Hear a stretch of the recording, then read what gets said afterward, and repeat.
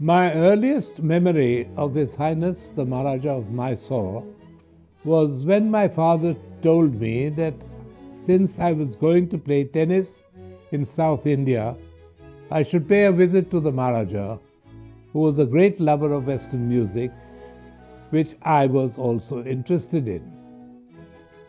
His Highness gave me an appointment and was very kind to me when I mentioned to him my very meager knowledge of Western music.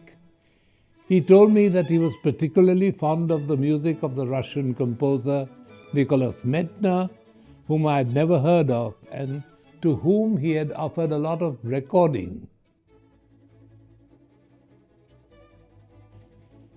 He had a vast collection of records, which was staggering in quantity, but I cannot vouch for the contents because I was not really allowed to go through more than a few. He was a gracious and generous host with a delightful sense of humor and a deep understanding of Western classical music. He talked about his connection with the Philharmonia Orchestra as well as its great director of EMI, Walter Legge, who incidentally was the husband of the great soprano Elizabeth Schwarzkopf and who had recently visited him.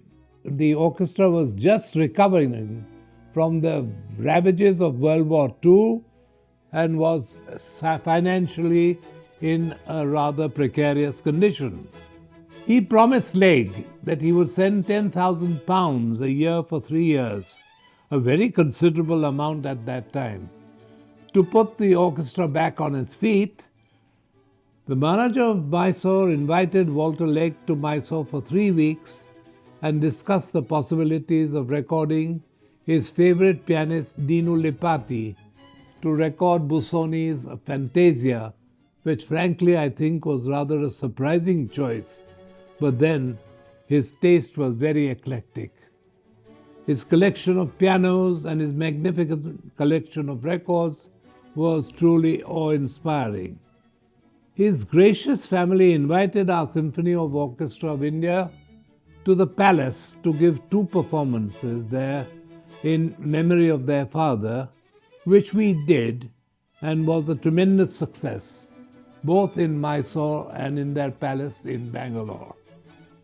The Maharaja's friends included great instrumentalists, entrepreneurs, managers, performers such as Walter Legge, Dino Lipatti, and Albert Schweitzer. His correspondence with Legge, Schweitzer, and others is worth reading, and you may find it mentioned in Legge's book, which I mentioned before. Another book by Elizabeth Schwarzkopf, wife of Walter Legge, also describes him as a person of great knowledge and a deep understanding of music.